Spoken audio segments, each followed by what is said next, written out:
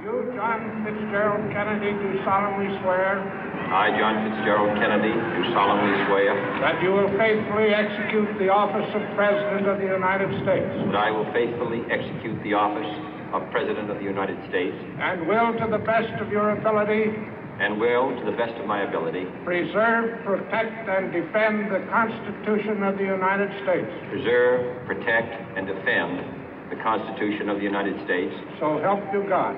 So help me God.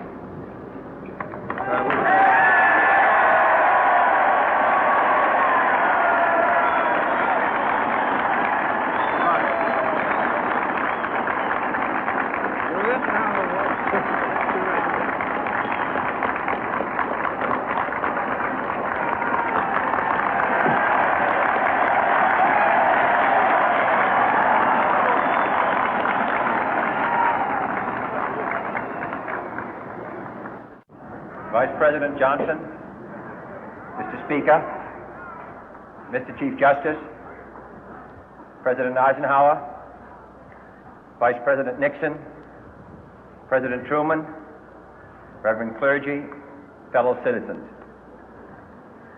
We observe today not a victory of party, but a celebration of freedom, symbolizing an end as well as a beginning, signifying renewal as well as change. For I have sworn before you and Almighty God the same solemn oath our forebears prescribed nearly a century and 3/4 ago.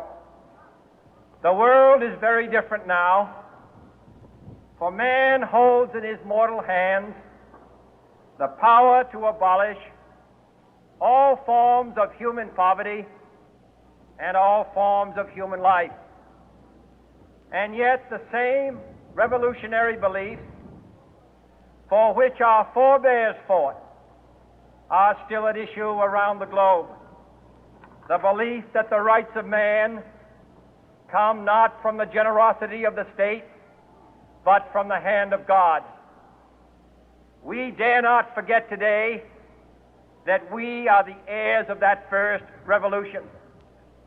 Let the word go forth from this time and place to friend and foe alike that the torch has been passed to a new generation of Americans born in this century, tempered by war, disciplined by a hard and bitter peace, proud of our ancient heritage, and unwilling to witness or permit the slow undoing of those human rights to which this nation has always been committed and to which we are committed today at home and around the world.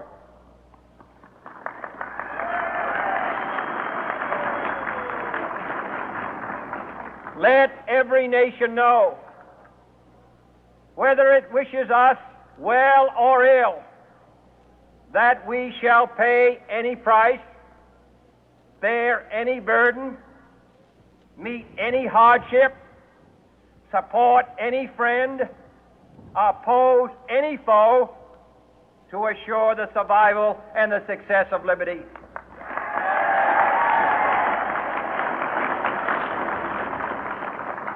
This much we pledge and more. To those old allies whose cultural and spiritual origins we share, we pledge the loyalty of faithful friends. United, there is little we cannot do in a host of cooperative ventures. Divided, there is little we can do, for we dare not meet a powerful challenge at odds and split asunder. To those new states whom we welcome to the ranks of the free, we pledge our word that one form of colonial control shall not have passed away, merely to be replaced by a far more iron tyranny.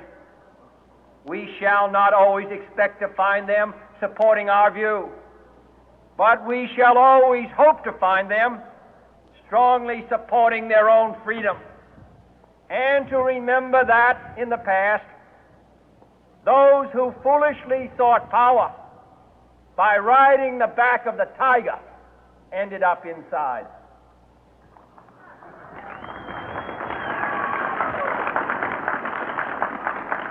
To those people in the huts and villages of half the globe struggling to break the bonds of mass misery, we pledge our best efforts to help them help themselves for whatever period is required, not because the communists may be doing it, not because we seek their votes, but because it is right.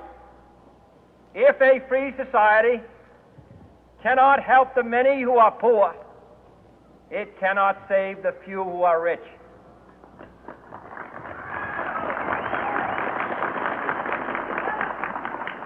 To our sister republics south of our border, we offer a special pledge to convert our good words into good deeds, in a new alliance for progress, to assist free men and free governments in casting off the chains of poverty.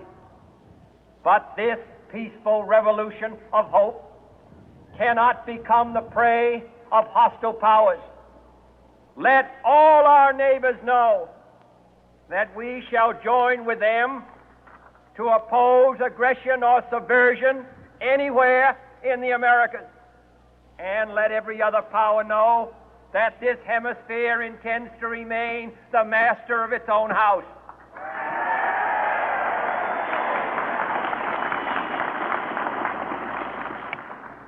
To that World Assembly of Sovereign States, the United Nations, our last best hope, in an age where the instruments of war have far outpaced the instruments of peace, we renew our pledge of support to prevent it from becoming merely a forum for invective, to strengthen its shield of the new and the weak, and to enlarge the area in which its writ may run.